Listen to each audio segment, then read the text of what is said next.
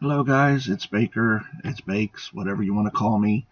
It's Good Friday. I thought I might share some thoughts about what I've been reading for the Holy Week.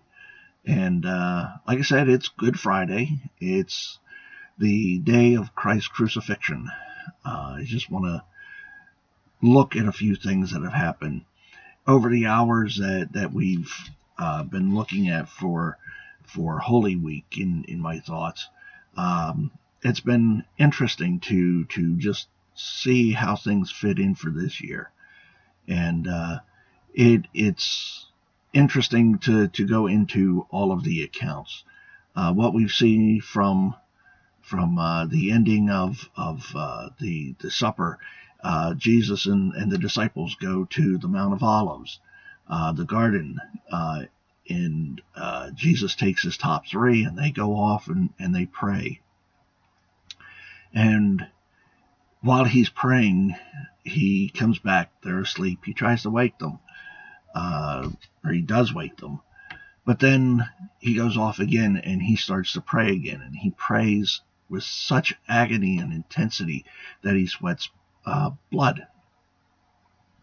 And that is the start of things that I've noticed for today. But let me just run through the rest of the account.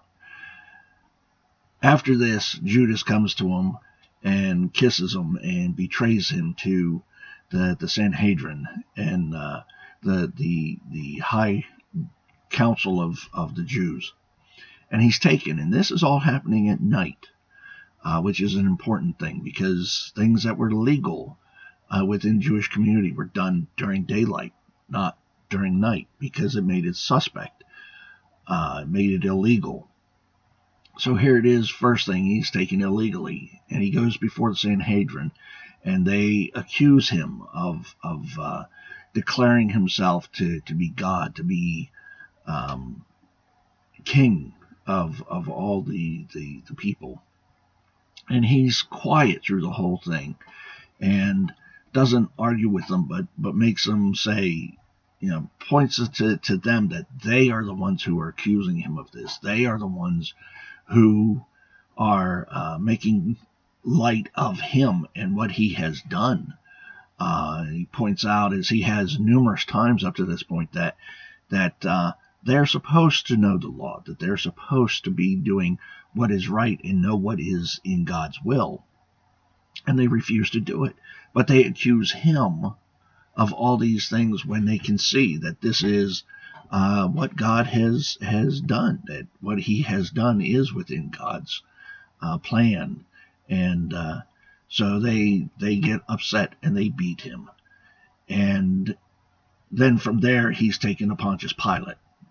Pontius Pilate is the governor of Judea at the time. And because he's the governor, he has to deal with all the order and unrest of Judea.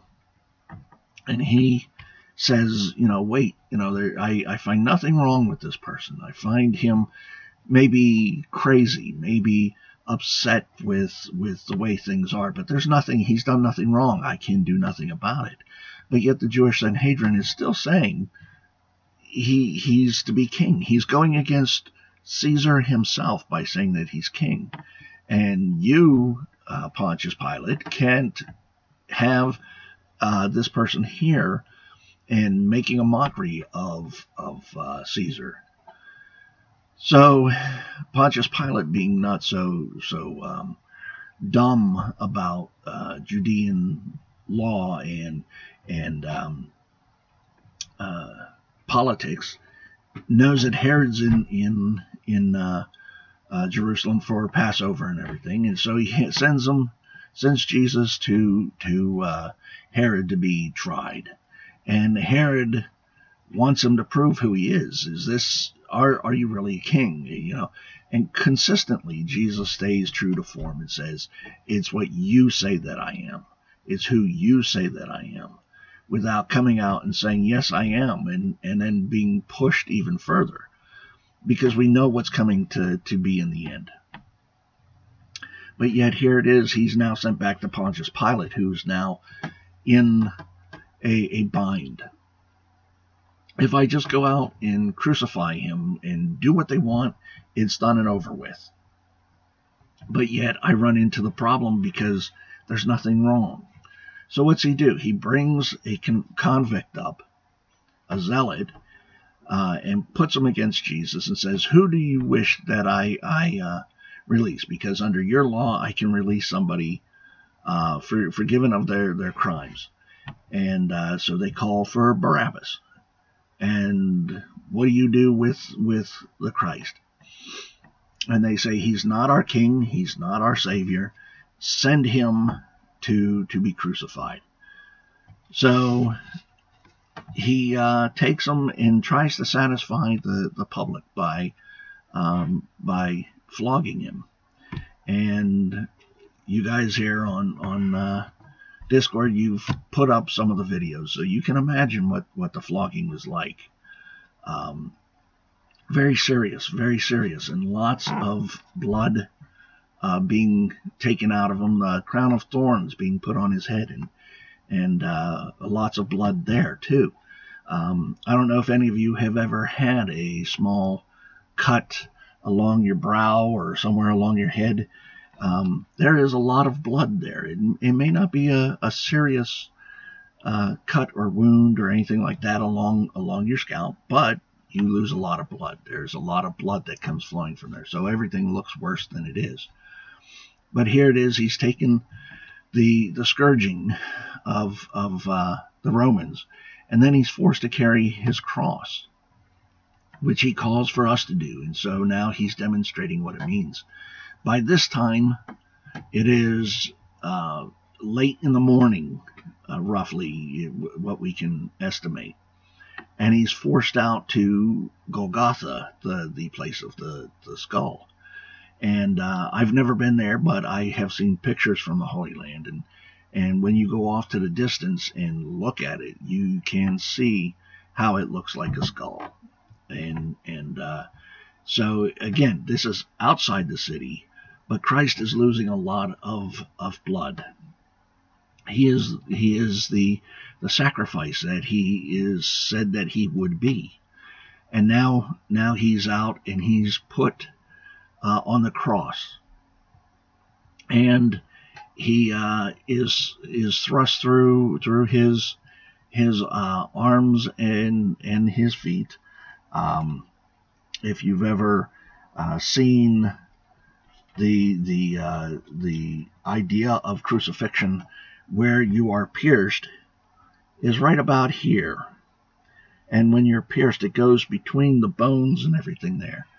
And Roman soldiers, just for historical point, would actually, if they messed up a crucifixion like that, and the person died too quickly, they would thereby be executed in the same way. So it's not very, very good or very much a fun way to die. The other thing about crucifixion is that the knees are bent. And when you're breathing with knees bent and in an upright position, it starts to become very difficult. So they would be pushing themselves up to be able to get breath and come back down. But when it went for too long, the soldiers would break the legs of those that they were crucifying. And we know from Scripture that did not happen to Jesus. He died before they broke his legs. And the one way that we know this is that he was pierced in his side, and blood and water flowed, right? Blood and water. Which means that he had been dead for a while before he was pierced, because there was no circulation of blood through his body. So when they pierced him, the water had taken place instead of blood and flowed out his side. So that was evidence that he was dead. So here it is. We see this. By the time he dies, it's about 3 o'clock. And he is taken down off the cross. And sundown comes very soon after that. So he is laid in the rich man's tomb, Joseph of Arimathea. And he is laid in his tomb and not had his body taken care of the way it would be for an actual burial. And so that is reasoning why people would be going back on Sunday. So they get this done, they put it down, and they roll a stone over the entrance to the tomb. But the Sanhedrin is so upset that they have the Romans seal it with their own seal, so that if it's broken, they will know that it is broken. And they have guards there. And they are there all night. So we are now in our real timeline, in time waiting for what is to happen. But I want to just think about all the things that have happened and where things are at. It's the idea of sacrifice today. We know that in the Jewish time that there were sacrifices for many festivals to be able to have your sin offering and to have your joy offering, and they had drink offerings and everything like that. But Christ came and said that he was the fulfillment. They had the offerings, the blood sacrifices, to satisfy the image of sin being forgiven. And Christ said that he came to be that. And this was how he was going to do it. With sacrifice, it's spilling of blood. And what I'm just starting with to see is how much and how he went through that process. It started with his prayer. So intense.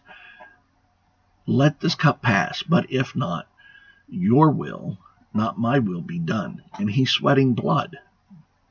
And then he goes and he's beaten again. And there is more beating, more sacrifice, more blood. And then he goes through everything else that's going on, taking the whipping and the beating and the scourging. And again, sacrifice and blood and atonement. Then he's gone all the way to the cross. And he goes through his many words, his 7 statements and everything.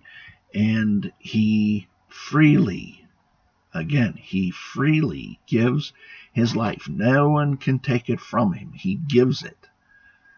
And that is a major point in this sacrifice. He is going there willingly. He is going to the cross, taking our beating, taking our punishment, and being the way to be forgiven for it. So I want to take a look at sacrifice and how it applies to us today in these times. What is it that is sacrifice? For some of you, it is your jobs right now, whether you are working or your job has been closed down for a while. That's sacrifice. You're sacrificing time. You're sacrificing money to be safe right now. That's a sacrifice. For some people, it's a sacrifice of time because we like to be around other people. We like to be at our churches and our Bible studies and things like that. And we are sacrificing that so that we can be safe. And that is what we're looking at. We're doing things, granted it's being forced upon us in many ways, but it's also a time that we can say, I understand what's going on and I accept it. And therefore I'm willing to sacrifice going to be with other people. I'm sacrificing my time. Now I can do some other things to be able to focus on God and meditate more, read more, things like that. And it will be a betterment for ourselves. But I look at everything and I see where Christ's sacrifices come from. And we want to remember that's where we're going. Today is the day. 3 days and the temple shall be rebuilt. Today is day 1. He's been crucified. He's buried. Today's day 1. Now we go and we expect what's coming soon. And we look forward to that. And we're thankful for that. And I'm reminded what Tony Campolo has said in many of a couple times, and he's even written a book about it. But he says, yes, it's Friday, but Sunday's on the way. And with that, I'd like to just remind us that, yes, today's Good Friday. Christ is crucified. It's Friday, but Sunday's on its way. Hopefully the things that I've shared today, I hope some of you hear them. I hope some of you think about it a little bit. Hopefully it's helped. In the meantime, though, guys, be safe, stay home, take care of yourselves, because we don't want anybody getting out there and being sick and have us even worry more for you. God bless and stay safe. Have fun, everybody. Bye.